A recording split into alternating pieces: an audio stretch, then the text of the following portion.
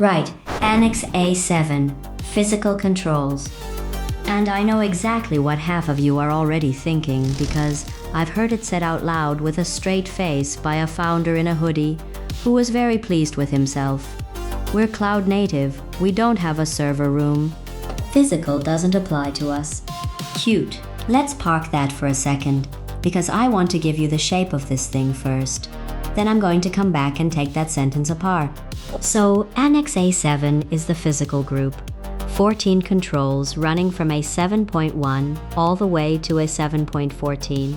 And the theme, the actual organizing idea, is atoms rather than bits. Everything else in the standard is about information as an abstract thing. Policies, access rights, logs, encryption. This lot is about the physical world that the information happens to be sitting inside. Doors, locks, devices, media, power cables. Cables. There's genuinely a control about cables. We'll get there. Now I'm not going to walk you through all 14 one by one, because that's a tedious video and nobody finishes it. Each one of these gets its own dedicated episode later. What I want to do here is give you the clusters, because once you see the clusters, the whole group stops feeling like a random shopping list written in 1998. 4 clusters, here they are. Cluster 1, Perimeter and Entry. This is a 7.1, Physical Security Perimeters, a 7.2, Physical Entry, a 7.3, Securing Offices, Rooms and Facilities, and a 7.4, Physical Security Monitoring. Flag that last one. A 7.4 is new in the 2022 version. It didn't exist before. It's about actually monitoring your physical spaces for unauthorized access, cameras, alarms, guards, whatever fits. If you're working from an older checklist you've dragged off the internet, that control is missing from it, and your auditor will notice not a great look. Logic of this cluster is dead simple. You draw a line, you decide who gets to cross it, you control the crossing, you watch the line. That's it. That's the whole cluster. Cluster 2, Environment and Secure Areas. A 7.5 is protecting against physical and environmental threats, fire, flood, that sort of thing. A 7.6 is working in secure areas, which is about how people behave once they're inside the sensitive bit. And a 7.7 is clear desk and clear screen. Hold that thought on clear screen, it's coming back. Cluster 3, Equipment and Utilities. A 7.8 Equipment, Sighting and Protection. Don't put the server under the window, don't put the laptop next to the kettle. A 7.9 Security of Assets off premises, and please write that one down, because it's the hinge of this entire video.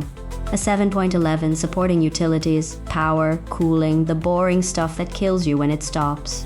A 7.12 Cabling Security, and a 7.13 Equipment Maintenance. Cluster 4, Media and Disposal, a 7.10 Storage Media, and a 7.14 Secure Disposal or Reuse of Equipment. 4 clusters, Perimeter, Environment, Equipment, Media. If you remember nothing else, remember those 4 words and you can rebuild the group from memory. Right back to the hoodie. So here's the thing about physical doesn't apply to us. It's not entirely wrong. That's what makes it dangerous. If it were completely wrong, it'd be easy to kill. A big chunk of the data center flavored physical stuff genuinely does land on your cloud provider. The biometric doors, the fire suppression, the diesel generators, the fenced perimeter with the angry lighting. You do not build that. You inherit it and you handle that inheritance through the supplier and cloud service controls over in a 5, where you look at their certifications and their reports and you keep evidence that you actually look. Not all of it lands on you. Fine, agreed. Not all of it lands on them either. Let's take a small SaaS company, 30 people, no office, or a co-working membership, somebody expenses, everyone remote. Now go and count the atoms. 30 sitting in flats, in cafes, in Airbnbs, on trains with the screen tilted just enough for the bloke opposite to enjoy the customer database over your shoulder. That is a 7.9. Security of assets off premises. Your perimeter didn't disappear when you went remote. It shattered into 30 pieces and got on the Brighton line. Clear screen A7.7 is not a quaint office rule about tidying up before you go home. In a distributed team, it is the entire control.